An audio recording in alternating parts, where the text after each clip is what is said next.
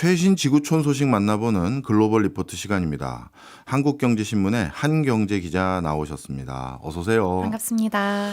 오늘 첫 번째 소식은 트럼프 대통령 소식이네요. 개도국들의 외화가 줄고 있다. 이게 트럼프 대통령 때문인가요? 네, 그렇습니다. 간접적인 영향인데요. 미국에서 근무하는 외국인 노동자들 돈을 열심히 벌어서 고향으로 송금을 하잖아요. 예. 근데 그 고향으로 송금하는 외화가 급감했다고 합니다. 지난 4월 미국에서 멕시코로 보내진 달러 송금액을 봤더니 1년 전보다 한 12% 쪼그라들었어요. 이 감소폭은 10년 만에 가장 컸고요. 예. 또 3월 송금액보다도 7%가량 줄었다고 합니다. 그러면 이 돈이 왜 중요한 것인가? 이렇게 미국에서 신흥국이나 개도국으로 가는 외화가 일종의 해당 경제의 생명줄 역할을 해주기 때문인데요. 개발도상국의 송금 경제라고 해야 되나요? 이게 좀 흔들리고 있는 모습이 관찰됩니다. 네, 그렇군요. 미국에서 일하는 노동자들이 본국에 보내는 돈이 상당한가 봐요. 네, 앞서 말씀드린 멕시코 사례를 보면요. 멕시코 전체 GDP의 3.5%가 이야. 송금에 의존하는 구조라고 합니다. 예. 그러니까 4월 한 달에 50억 달러 정도가 이제 미국에서 멕시코로 흘러 들어갔는데 1년이면 600억 달러잖아요. 예. 우리나라 돈으로 80조 원 규모입니다. 음. 그런데 이 금액이 더 이상 들어오지 않는다. 뭔가 차질이 생겼다. 이 정도면 단기적인 충격이 아니라 경제 전반에 우려를 줄 수 있다. 이런 우려도 나옵니다. 그렇군요. 근데 그럼 갑자기 이렇게 멕시코뿐만 아니라 여타 국가들에게 적지 않은 영향을 줄 수 있는 이 송금액, 이게 갑자기 준 이유가 뭡니까? 모두 실직한 건가요? 아니요. 트럼프 행정부의 이민 단속이 워낙에 심해진 영향이 큰데요. 예. 최대한 이 노동자들이 정부의 눈에 띄지 않으려고 예. 송금하는 것조차 이제 좀 조심조심 한다는 거죠. 그래서 멕시코 출신 이민자 사이에서는 내가 혹시 돈을 보내다가 추적을 당해서 추방까지 이르는 게 아닐까 하는 공포 심리가 확산했다고 합니다. 네. 그래서 이민자 권리단체 언로컬이라는 단체가 조사했더니 일부 노동자들은 송금 내역을 기록으로 남기지 않기 위해서 현금 송금도 자제하고 있다고 해요. 네. 그리고 이게 멕시코만의 문제가 아닌 게 고급 기술 인력이 많은 인도도 한번 살펴볼게요. 역시 비슷한 상황에 놓였는데요. H1B 같은 기술 비자 있잖아요. 그 기술 비자에 대한 심사가 더 강화된 상황입니다. 영주권 발급 대기 시간도 길어졌어요. 그런데 인도라는 국가가 매년 이 기술 비자 H1B 비자의 70% 이상을 차지하는 국가거든요. 그런데 트럼프 행정부의 비자 심사 요건이 강화됐으니 가장 큰 영향을 받는 국가 중에 하나겠죠. 그리고 인도의 불법 체류자도 굉장히 많습니다. 미국에서 불법 체류자들의 국적을 조사해보면 인도가 한 3위 정도까지를 차지하는데 이 사람들은 더더욱 가슴을 졸이고 있겠죠. 언제 들킬까, 언제 발각될까 이러한 두려움이 있는 겁니다. 네. 그래서 트럼프 2기 행정부 출범 이후에 인도 불체자들이 강제로 본국에 송환된 경우도 있다고 해요. 예. 블룸버그에 따르면 인도 이민자들은 수입의 20% 정도를 본국으로 보내거든요. 그러니까 인도에서 가장 부유한 지역 중 하나인 서부의 구자라트주조차도 마을 주민의 상당수가 해외 송금에 의존하는 구조라고 합니다. 네. 이렇게 전 세계에서 벌어서 인도로 송금된 달러가 작년 기준으로 1,200억 달러였어요. 이게 인도의 연간 인프라 지출과 맞먹는 규모거든요. 그러니까 인도에서는 송금 경제가 국가 경제의 한 축이라고 볼 수 있는 겁니다. 예. 근데 미국에서 일하는 노동자들의 송금이 감소했다. 이것이 단순히 그 노동자 가족들의 생계가 위험해진다라는 걸로 끝나진 않습니다. 네. 개인 간의 자금 이동을 넘어서 전체 국가 경제를 지탱하고 있기 때문인데요. 또 다른 예시로 파키스탄을 들어볼게요. 파키스탄이 2021년에서 23년 사이에 송금액이 15% 정도 감소했다고 해요. 이 원인은 화폐 가치가 급락한 영향이었는데 이 당시에 송금액이 줄어드니까 국가 경제가 침체에 빠졌다고 합니다. 그래서 이게 부도 위기에 몰리면서 2023년에 결국 IMF의 구제 금융을 받았고요. 예. 그래서 해외에 의존하는 경제 구조가 결국 무너진 것이었죠. 그래서 파키스탄뿐만 아니라 필리핀 역시 송금액이 GDP의 10%를 차지한다고 합니다. 야, 특정 국가 같은 경우는 진짜 해외에서 돈 벌어서 송금하는 게 국가 경제에 차지하는 비중이 진짜 절대적이었네요. 그렇다면 지금 미국이나 국제적인 분위기가 어떻게 보면 송금하는 거에 거에 대해서 좀 완화되는 분위기가 되고 출입국 단속도 좀 완화가 되면 다시 송금액이 늘 수는 있는 건가요? 제 생각엔 쉽진 않을 것 같습니다. 예. 왜냐하면 미국이 외국으로 보내는 모든 송금액에 세금을 매기는 방안을 추진하고 있거든요. 그러니까 트럼프 행정부가 추진하고 있는 대규모 감세안 아마 들어보셨을 텐데 크고 아름다운 하나의 법안이라고 하죠. 예. 여기엔 소위 송금세에 대한 내용도 들어있었습니다.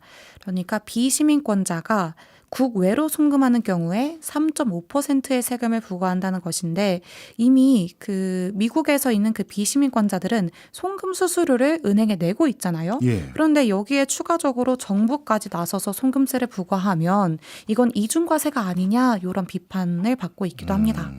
근데 만약에 이 법이 통과된다고 봤을 때 사람들은 더 이상 현금 송금을 주저하게 되겠죠. 그렇죠. 더 하려고 하지 않겠죠. 예. 그러면 비공식 경로로 돈을 주고받는 상황이 벌어질 겁니다. 네. 실제로 아프리카 이민자들 본국으로 돈을 보낼 때 암호화폐를 이용하는 추세라고 해요.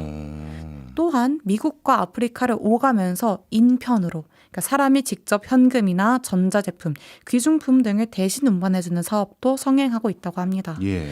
이렇게 뭐 아프리카의 감비아나 라이베리아, 세네갈처럼 빈곤한 국가인 동시에 해외 송금 의존도가 높은 국가들은 그야말로 현 송금세라든지 아니면 이민자 추방을 강화하려는 움직임 때문에 생명줄이 위태위태한 것이죠. 그렇네요. 알겠습니다. 이번에는 또 중국 얘기 한번 해보죠. 미국이 중국을 관세로 압박하고 있는 가운데 중국의 경제 성장 동력으로 배달원이 주목받고 있다. 야, 이건 감도 안 옵니다. 무슨 내용인가요? 그 긱 이코노미라고 하죠. 플랫폼 기반의 임시 노동자들의 그 시장이 주목을 받고 있습니다. 예. 이 긱 이코노미라는 게 기업은 필요한 시간만큼만 근로자를 고용하고 또 근로자 역시 원하는 시간 동안 일하는 그런 임시 노동 베이스의 경제를 의미하거든요.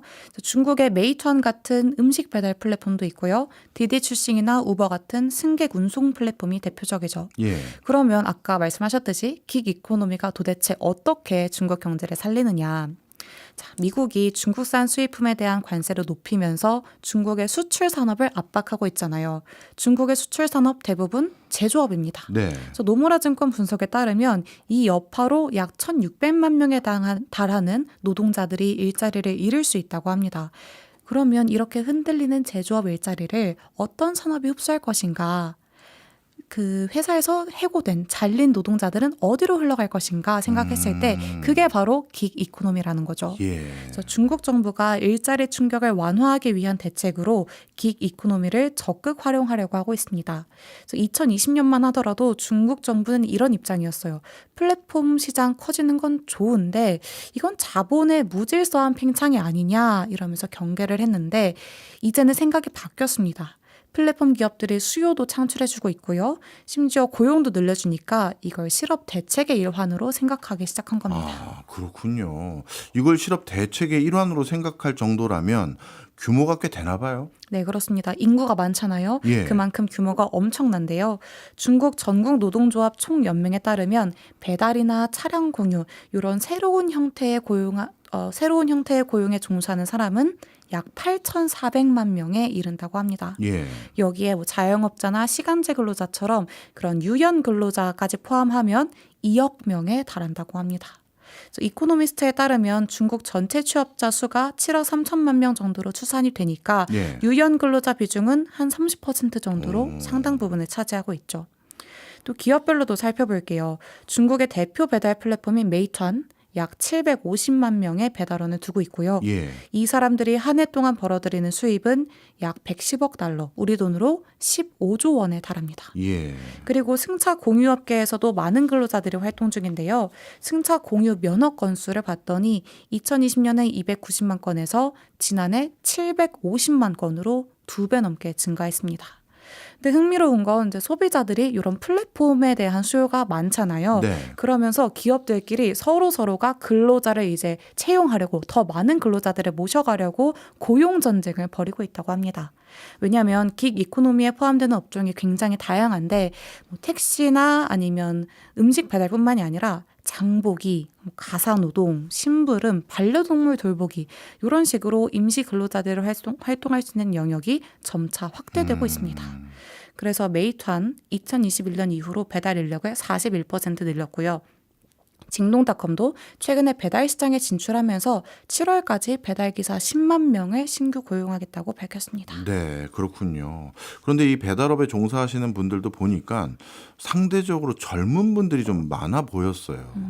발 빠르게 여기저기 뛰어다니고 그러는 것 같던데, 그러면 나이가 좀 일정 수준 이상 된 분들은 좀 근로에 제약이 생기는 건 아닌지, 또 고용 안전성에도 이 기경제에서도 문제가 생기는 건 아닌지, 그것도 궁금합니다. 네, 맞습니다. 그 기기코노미 자체가 생긴 지가 얼마 되진 않았잖아요. 왜냐하면 전통적인 산업사회의 고용 관계가 무너지면서 나타난 경제니까요. 예, 그렇기 때문에 기워커들은 말씀하신 것처럼 고용 안정이나 보험 혜택, 퇴직 수당 이런 특성을 누릴 수가 없습니다. 자연스럽게 노후가 불안정해지는 거죠. 예, 그래서 이걸 보완하기 위해서 최근에 기업들이 자체적으로 복지를 확대하려고 하고 있어요. 예. 정부 역시 플랫폼 기업이 좀 사회보장 영역까지 침투해주기를 바라는 눈치고요.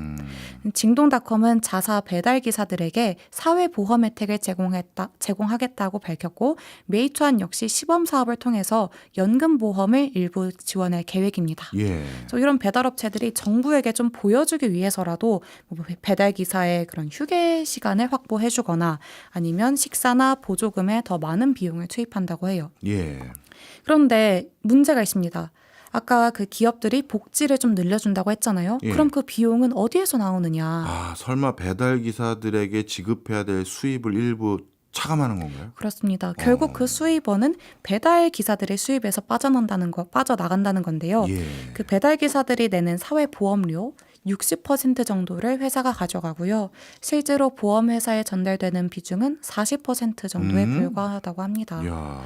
그러니까 말로는 기업이 연금보험의 일부를 지원한다고는 하지만 결과적으로는 기사들의 수입 일부가 복지 비용으로 빠져나가는 구조인 거죠. 예. 그러니까 노동자 입장에서는 내가 지금 수입을 벌어서 일부를 연금에 부어봤자 노후를 대비하기에도 충분하지 않은 금액인데 내가 원하지 않는데 굳이 나의 수입에서 일부를 떼어다가 연금에 부어야 할까? 이런 의문도 이런 회의도 있다고 합니다. 네.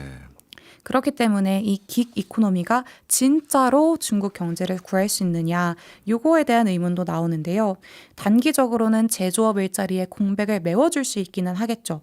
하지만 구조적으로는 어쨌든 임시직이기 때문에 지속 가능한 고용이 아니라는 문제가 있습니다. 네. 그리고 음식 배달의 경우에 건당 한 화로 800에서 900원 정도밖에 못 번다고 해요. 그러면 이걸 벌어서 생계를 유지할 만한 액수까지 채우려면 일반 사무직 노동자보다 근로의 그 강도가 훨씬 더 강한 거죠. 네. 그리고 기술 발전도 변수인데요. 긱워커들의 노동을 언젠가 기계가 대체할 수 있습니다. 왜냐하면 메이투안 같은 경우에는 자율주행 차량과 드론을 활용해서 이미 배달 서비스를 확대하고 있어요. 자율주행 차량으로 올해 마친 그 배달 건수가 한 500만 건 정도 되고요. 드론은 한 150만 건 완료했다고 합니다. 예. 인간의 일자리가 또다시 기술에 의해서 밀려나는 현상이 나타나게 되겠죠. 그렇네요. 그리고 아까 말씀드린 그 사회보장, 노동자들의 사회보장 영역을 기업에게 맡긴다면 기업의 재정에는 악영향을 끼칠 수가 있죠. 예. 실제로 지난 2월에 징동닷컴이 배달 시장에 진출하겠다라고 발표했더니 주가가 오른 게 아니라 오히려 메이투안과 함께 동시에 주가가 하락했다고 합니다. 어쨌든 시장은 이 두 기업의 출혈 경쟁을 우려한 것이다라고 해석할 수가 있겠습니다. 그래서 중국 정부가 정말로 이 긱 경제를 중국의 경제 버팀목으로 삼고자 한다면 근로자들의 노동 유연성과 고용 안정성 사이에서 어떻게 균형을 잡을 것인가를 생각해 봐야 되겠고요. 그 사이에서 기업과 정부, 사회의 역할은 무엇인지에 대한 많은 고민이 필요하다고 생각합니다. 네, 이게 오늘 중국 얘기를 해주셨지만 남의 나라 얘기가 아닌 것 같아요. 우리나라도 점점 자동화되고 AI 로봇 이런 게 보편적으로 도입되면서 기존 일자리에서 밀려나는 분들이 아마 적지 않은 중간의 대안으로 이 배달이라든가 이 긱경제에 뛰어드는 분들이 많을 텐데 이분들의 고용 안전성은 어떤 사람의 비용으로 어떻게 제공해 줄 것인지 이런 것들에 대해서 우리도 슬슬 다른 나라 사례들을 좀 살펴봐야 될 것 같습니다. 마지막 소식입니다. 일본의 취업 시장이 잃어버린 세대를 중심으로 요요 현상을 겪고 있다. 무슨 얘기인가요? 네, 오늘 뭔가 노동 시장에 대해서 굉장히 많은 얘기를 아는 예. 것 같은데 그 일본 버블이 터지고 사회에 입성한 세대, 우리가 잃어버린 세대 혹은 빙하기 세대라고 부르잖아요. 예. 이 세대가 어느덧 50대가 됐습니다. 아, 그렇게 50대가 됐는데 정규직 일자리를 지킨 사람은 여전히 적다고 합니다. 그러니까 우여곡절 끝에 정규직이 됐더라도 다시 비정규직이나 아니면 무직, 실직 상태로 돌아가는 요요형 커리어가 많이 관찰됐다고 해요. 예. 2017년에 진행된 취업구조 기본조사에 따르면 빙하기 세대는 비정규직으로 시작해서 정규직으로 전환됐거나 혹은 첫 직장이나 현 직장은 정규직이지만 어쨌든 중간에 한 번이라도 비정규직을 경험한 이런 요요형 커리어에 해당하는 비율이 다른 세대보다 월등히 높았다고 합니다. 네. 빙하기 세대 참 말부터 좀 마음 아픈 그런 표현으로 이 세대를 대표하는 것 같은데 우리나라에서도 저와 비슷한 학번 때 계신 분들이 졸업 직후 IMF 터지면서 입사가 그냥 바로 취소됐거나 아니면 아예 채용 공고 자체가 사라졌던 그런 경우들도 많거든요. 일본도 그와 비슷한 세대라고 보면 되는 거죠? 네, 그렇습니다. 일본 기업들은 우리보다 조금 더 이제 먼저 타격을 입긴 했는데 일본 기업이 신입사원을 뽑아서 어떻게 육성을 하느냐, 정규직으로 뽑아서 장기적으로 키우는 시스템을 중심에 두고 있었는데요. 이 버블이 터지면서 그 시스템이 무너지기 시작합니다. 그래서 당시에 졸업한 젊은이들, 버블 경제가 터지고 나서 사회에 진출한 젊은이들은 제대로 된 정규직 일자리를 얻지 못했습니다. 그래서 비정규직이나 단기 아르바이트로 생계를 이어가다 보니 프리터족이라고 불리기도 했고요. 예. 그러다 보니 이 사람들 기업 안에서 제대로 육성받을 기회가 부족했고요. 정규직 전환 기회도 제한돼 있었습니다. 이렇게 청년기에 제대로 된 커리어를 쌓지 못한 채 나이만 먹어간 좀 안타까운 세대가 바로 빙하기 세대인데요. 예. 이 빙하기 세대도 세대별로 나뉘더라고요. 어. 1차 빙하기 세대는 버블 경제의 붕괴 여파가 시작된 90년대에서 2000년대 초반에 사회에 진출한 사람들이고 이들이 현재 40에서 50대 정도의 나이에 머물러 있고요. 그리고 2차 빙하기 세대는 IT 버블이 붕괴한 직후에 나온 70년대 후반생들 혹은 리먼 쇼크의 여파에 시달린 80년대 후반생들을 지칭한다고 합니다. 그렇군요.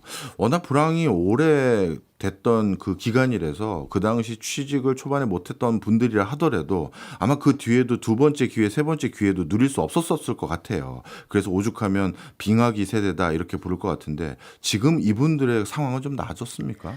정부가 대대적인 지원을 통해서 어느 정도 긍정적인 변화는 있었습니다. 예. 일본 정부가 2020년부터 24년까지 빙하기 세대를 대상으로 한 고용 지원 프로그램을 도입했더니 본의 아니게 비정규직으로 일하던 빙하기 세대는 약 11만 명 정도 줄었다고 해요. 예. 그리고 정규직이나 임원으로 일하게 된 인원은 30만 명 넘게 늘었다고 합니다. 어쨌든 고용에 효과가 있었던 거죠. 그렇죠. 근데 물론 일본도 저출산 고령화가 심해지다 보니까 인력 부족이 심하잖아요. 그 흐름 속에서 이 사람들이 다 자연스럽게 자리를 잡았던 그런 측면도 있습니다. 어쨌든 현재 빙하기 세대 남성의 정규직 비율은 이전 세대와 비슷한 수준까지 올라왔고 여성은 오히려 좀 더 높은 수준을 보이는 경우도 있다고 해요. 예.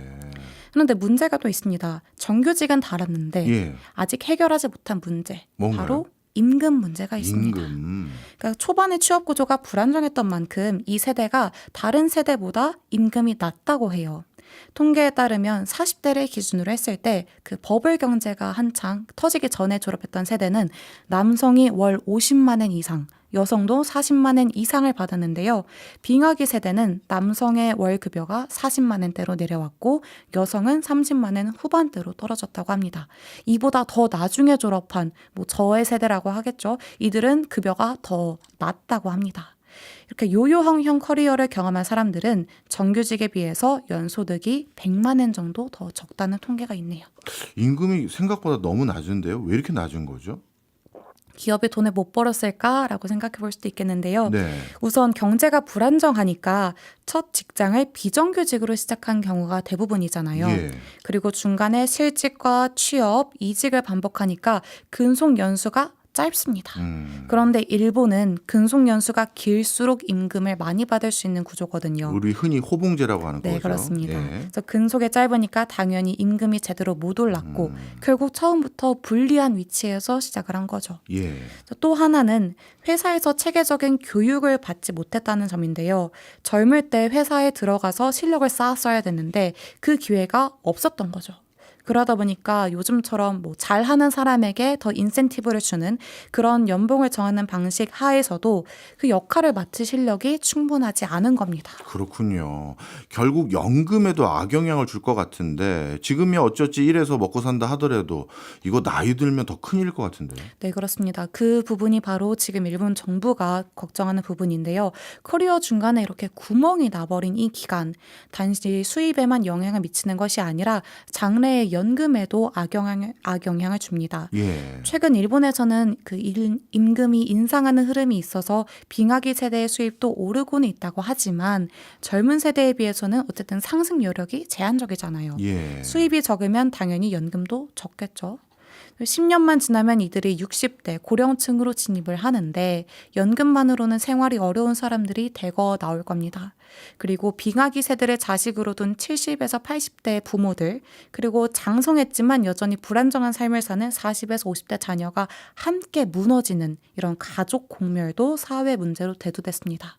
일본 정부도 이것을 인지하고 재교육을 좀 독려하고 있지만 이미 50대에 접어든 세대에게 새로운 기술을 익히라고 하는 것도 쉽진 않죠. 그렇죠. 그럼 이거 어떻게 해결해야 될까요? 그래서 나온 얘기가 이제 고용을 할 수 있는 그 기간을 늘리자, 70세까지 고용을 의무화하자라는 논의입니다. 예. 일본은 현재 법적으로 65세까지 고용을 보장하도록 되어 있고 70세까지는 고용을 좀 노력해달라 이렇게 권장을 하는 수준인데 아예 법으로 70세까지 고용을 의무화하자 이런 주장이 힘을 얻고 있습니다. 네. 또 니케이에 따르면 70세가 넘어서도 같은 직장에서 계속 일하는 사람들은 그렇지 않은 사람보다 연간 수입이 더 높다고 해요. 그러니까 바꿔 말하면 단순히 이들이 퇴직을 하고 재취업을 시킬 게 문제가 아니라 지금 다니는 곳에서 고용이 연장되는 방식이 소득 면에서는 훨씬 더 유리하다는 겁니다. 그래서 기업이 고령자를 어떻게 계속 고용할 수 있을 것인가, 이걸 법과 제도적으로 뒷받침해야 한다, 이런 목소리가 커지고 있는 거죠. 예. 2030년대 중반이면 빙하기 세대가 60대 후반이 되거든요. 그렇기 때문에 이 시점까지는 고용제도를 얼른 개편해야 된다, 이런 목소리가 나옵니다. 고령층의 고용 확대가 과거에는 뭐 청년층의 일자리를 빼앗는다 이런 비판에도 부딪혔지만 그런 지적도 있었죠. 그렇죠. 지금은 어쨌든 인구가 감소하고 일할 사람이 부족하니 젊은 층이든 노령층이든 일할 수 있는 사람은 일하자, 이런 식으로 논의가 발전하고 있습니다. 네. 오늘 일본 얘기, 중국 얘기 쭉 해주셨는데 진짜 이게 다른 나라 얘기가 아니라 우리나라에게 굉장히 중요한 시사점을 주는 내용들이 많은 것 같아요. 우리도 어떻게 보면 고용 한파를 겪었던 세대들, 그리고 지금도 겪고 있는 세대들이 꽤 많이 있는데 이 사람들이 나중에 노년이 됐었을 때도 안정적으로 생활할 수 있는 여지를 우리가 지금부터 좀 고민을 해야 되는구나라는 생각도 들고, 또 중국의 기경제, 우리도 배달업에 종사하시는 분들이 점점 늘고 있고 앞으로도 또 꽤 많을 것 같은데 그분들의 고용 안전성과 노후는 또 어떻게 고민을 해줘야 될지, 야, 이게 참 덕분에 오늘 많이 배우게 됩니다. 네, 항상 동아시아 3국이 같은 과제를 두고 고민하는 것 같아요. 진짜 그런 것 같아요. 네. 앞으로 또 관련 소식 많이 업데이트 좀 해주세요. 지금까지 한경제 한국경제신문 기자였습니다. 고맙습니다. 감사합니다.